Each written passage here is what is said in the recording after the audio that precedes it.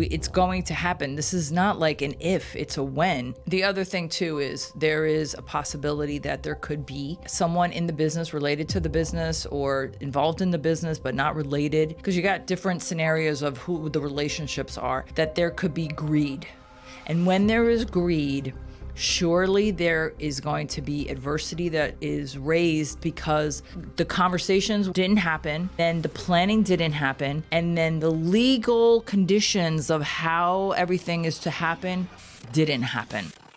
It's May 2nd, 2024. Welcome to BizGlitch number 123. This is another one of those topics that we're going to talk about that you all think, oh, I'll get to it, if you even think about it at all. We recently spoke about disability insurance, and this kind of falls into that category of stuff that people should do, and they don't. I recently spoke to a small business owner in Texas where the owner of the company on paper, the sole shareholder, is 90 plus years old. Mm-hmm. And there are two family members who are running the operations. And I said to this person on the consultation call I had with her, I said, what's the succession plan? What's the plan? What's the plan? They had no plan. It's a four-letter word. Plan is a four-letter word.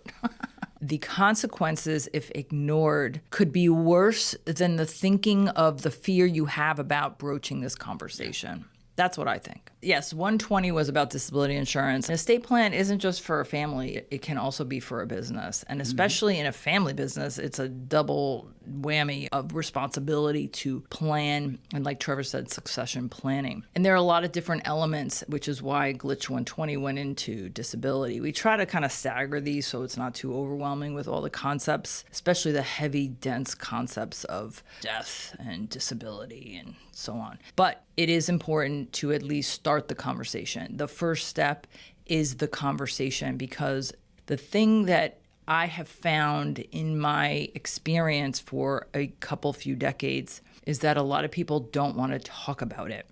So we have to get over the why you don't want to talk about it and face the fears and all the anxiety.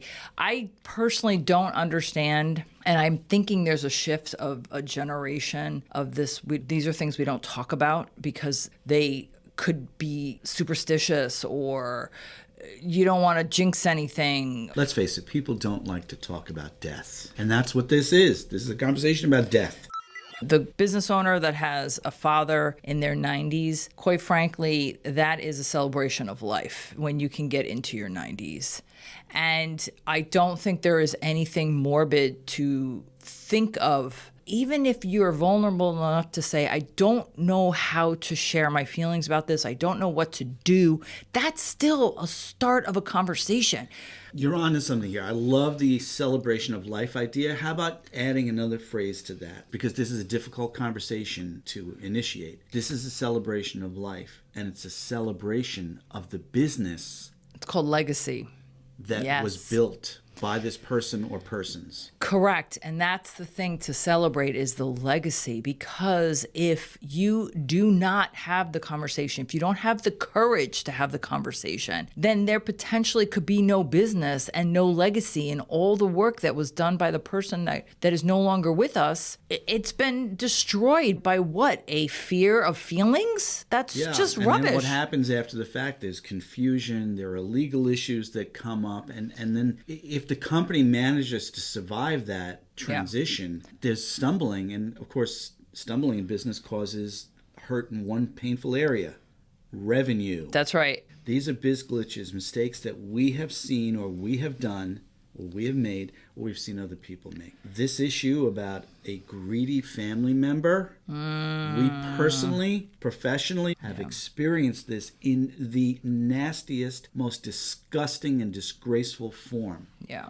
It's a real thing. It happens. Prepare for it. It absolutely happens. And when it happens to me, out of the woodwork, you hear story. I don't know if this is if it's a universal. It's astounding when it happens, right? It is. But what surprises me is I heard stories, of course, because of the type of business that I'm in. But when it happened personally to me and unexpectedly that it happened, I heard other people that went through the same thing I've known these people. Like I knew these people, like, oh, my cousin went through that. Oh, my brother's wife went through that. The goal and actionable item is to sit down with a professional, and if you have someone reasonable in your circle of influence, to at least start the conversation on how to have the conversation, and then with who to have the conversation, with whom to have the conversation, so that if your insurance broker doesn't specialize in financial planning. And by the way, most insurance agencies, if you're talking to the person that does your auto and home, I'm challenging you that likely they probably don't focus on life and health to the extent of the estate planning or the business succession planning that has to be done. And likewise with CPAs. You've heard us say this multiple times. Very often, I just saw it happen this previous week with our SBA clients, where people are like, "Oh, I'll talk to my CPA about that." I'm like, "Okay, that is not necessarily the best resource. Certainly, it's a conversation that you should broach with the CPA, but remember, they're only going to have a specific type of narrow focus. You need someone who has a much wider range of experience and knowledge of succession planning." So that's 123 and a dire topic. We'll see you tomorrow. See you tomorrow. And that's a lot of crap. People don't love to. Let's face it, people don't